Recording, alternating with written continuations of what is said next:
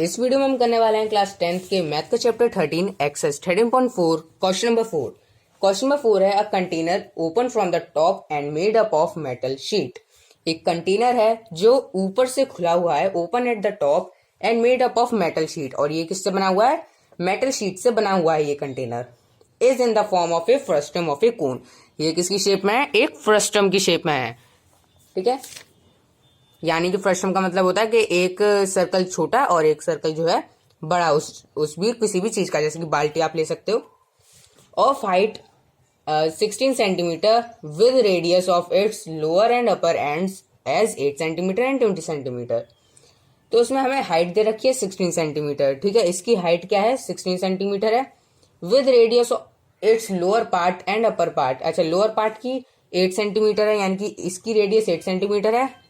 Open जो है ऊपर से वो 20 सेंटीमीटर है रेडियस।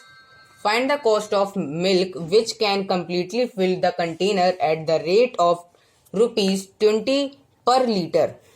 तो पहले तो हमें क्या पता लगाना है कि इस कंटेनर में कितना दूध जो है भर सकता है, कितना लीटर्स ऑफ दूध जो है इस कंटेनर में भर सकता है, उतना पहले तो हमें इतने बताना है। उसके बाद बताना है कि उस दूध के पैसे कितने होंगे। ठीक है, और दूध का दाम क्या है? 20 पर लीटर, यानी कि 1 लीटर दूध लोगे तो तुम्हें 20 रुपए देने पड़ेंगे, और जो भी हमारा आंसर आएगा उसको हम 20 से इंटू कर देंगे तो हमारे उतने पैसे निकल के आ जाएंगे।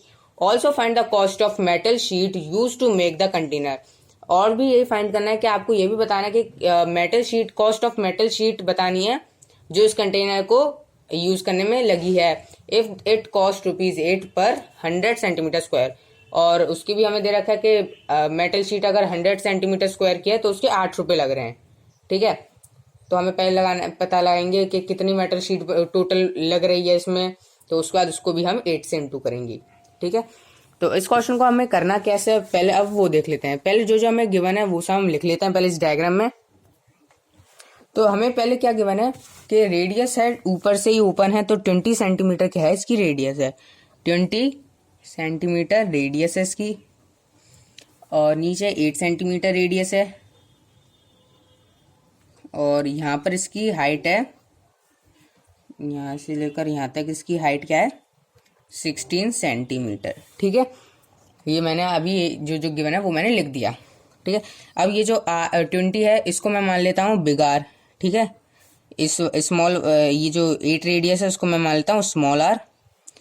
ये तो हमारी हाइट है एच चाहिए, तो मैं गिवन लिख लेता हूँ here R equal to 20 centimetre, H equal to 16 centimetre, R equal to 8 centimetre.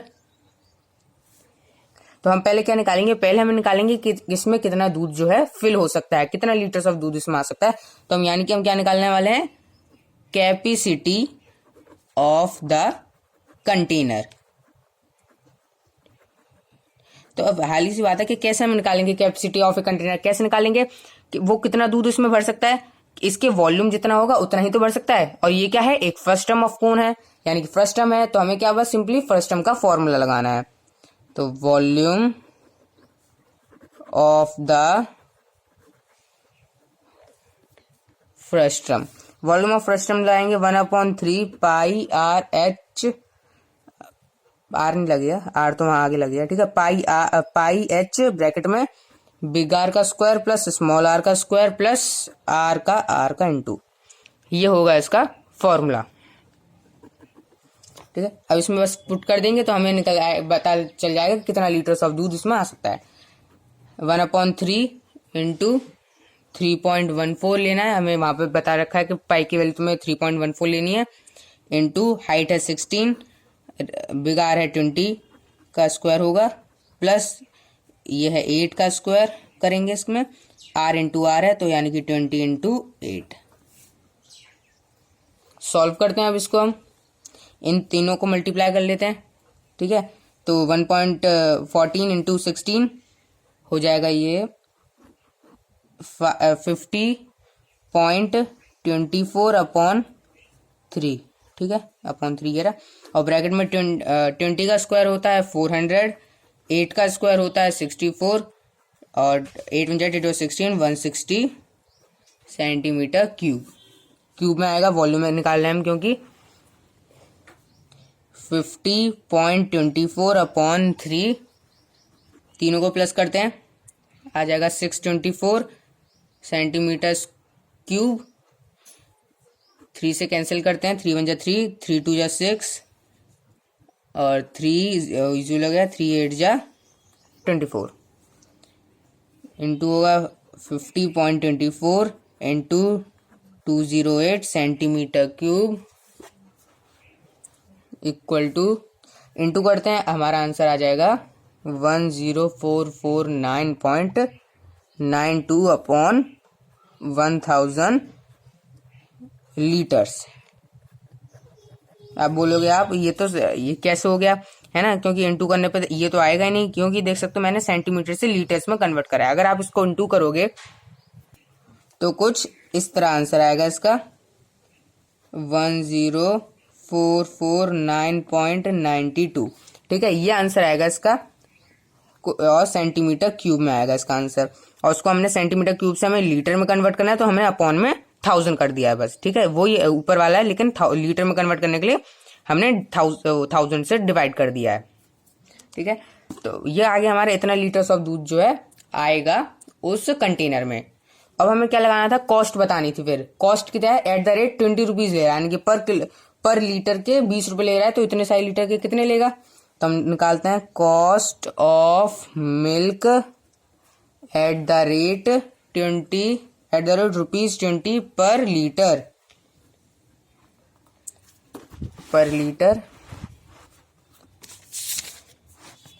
Equal to ₹20 into 10449.92 into करना बस हमें अब अपॉन 1000 इक्वल टू रुपीज, इसको इंटू करेंगे और जो भी कट रहा है 2 1 2 2 5 10 0 ऐसे काट पीट करके हमारा कुछ आएगा 208.99।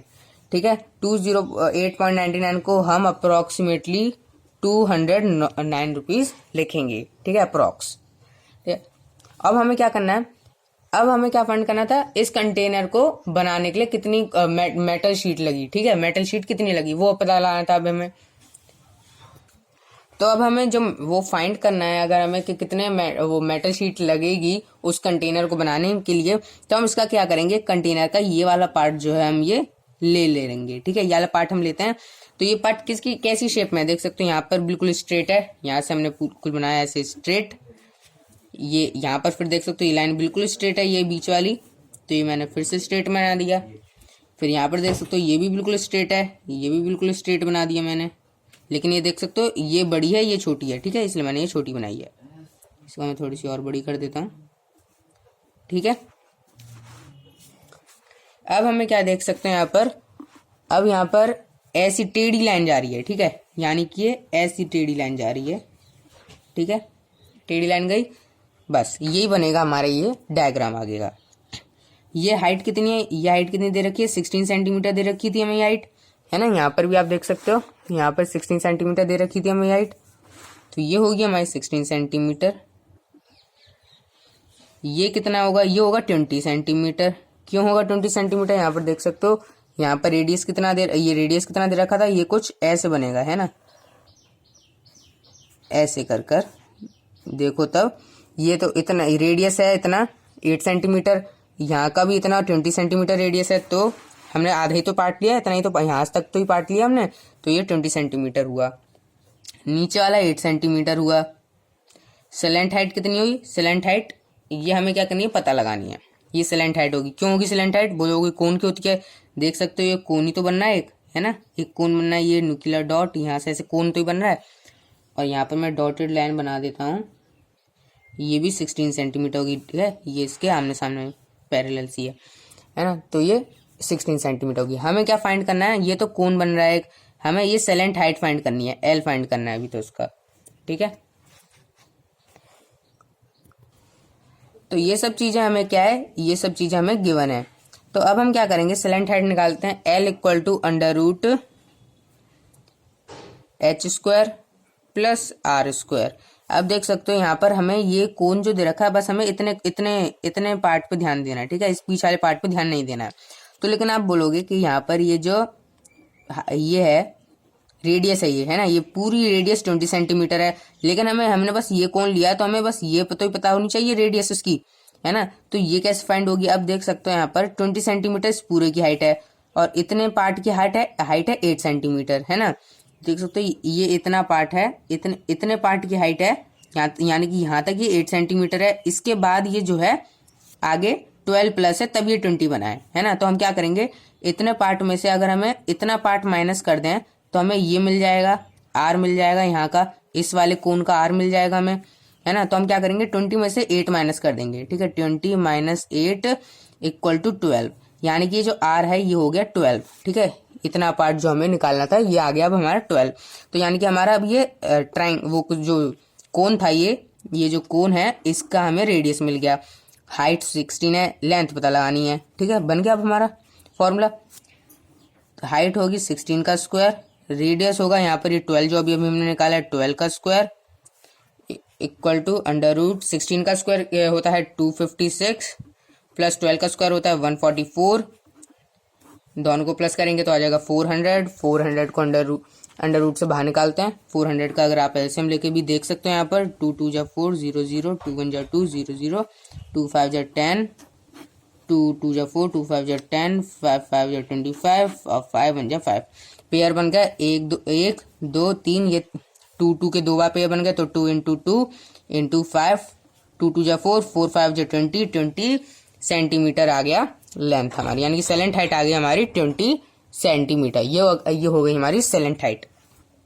अब हमने सेलेंट हाइट तो फाइंड कर लिया, अब हमें क्या लगाना है, कर्व सरफेस एरिया बस फाइंड करना है कि इसका कर्व सरफेस एरिया कितना है, यानी कि curve surface area equal to, तो हम ये किसके सीएससी की बात कर रहे हैं, फ्रस्टम के सीएससी की बात कर रहे हैं, ठीक है। सीएस ऑफ फ्रस्टम क्या होता है, पाई बड़ा आर प्लस छोटा आर इंटू में एल, ये होता है curve surface area of frustum, ठीक है। तो पाई की वैल्यू पुट करते हैं 22/7 इंटू में बड़ा आर क्या था 20 है प्लस स्मॉल आर 8 है इंटू में एल कितना है, एल अभी हमने निकाला 20, तो 20 equal to 22/7 into 28, 20 plus 8 28 into 20 centimetre square. अब इसको सॉल्व करते हैं 1758.4 सेंटीमीटर स्क्वायर, ठीक है। ये आ गया हमारा curve surface area of frustum. अभी हमें और फाइंड भी करना पड़ेगा आगे भी, क्यों, क्योंकि अब हमें निकालना है एरिया ऑफ बॉटम, ठीक है। एरिया ऑफ बॉटम भी फाइंड करना है, ठीक है। यहाँ नीचे का ये एरिया ऑफ बॉटम, ये भी तो फाइंड करना है अब हमें। अब इसका कैसे फाइंड करेंगे, इसमें कुछ नहीं करना, वो सर्कल का फॉर्मूला, सर्कल का एरिया सरफेस एरिया होता है पाई आर स्क्वायर, बस इसमें फॉर्मूले में पुट करना है, तो हमें नीचे का भी हमारा एरिया है वो भी निकल आएगा, ठीक है। मैं लिख देता हूँ पर area of the bottom equal to pi r square equal to 22/7 into 8 का स्क्वायर, ठीक है। 8 का स्क्वायर होगा यहाँ पर, क्योंकि यहाँ नीचे देख सकते हैं यहाँ पर 8 सेंटीमीटर रेडियस दे रखी थी ना, 8 सेंटीमीटर रेडियस है, तो यहाँ पर 8 का स्क्वायर हुआ, 8 का स्क्वायर।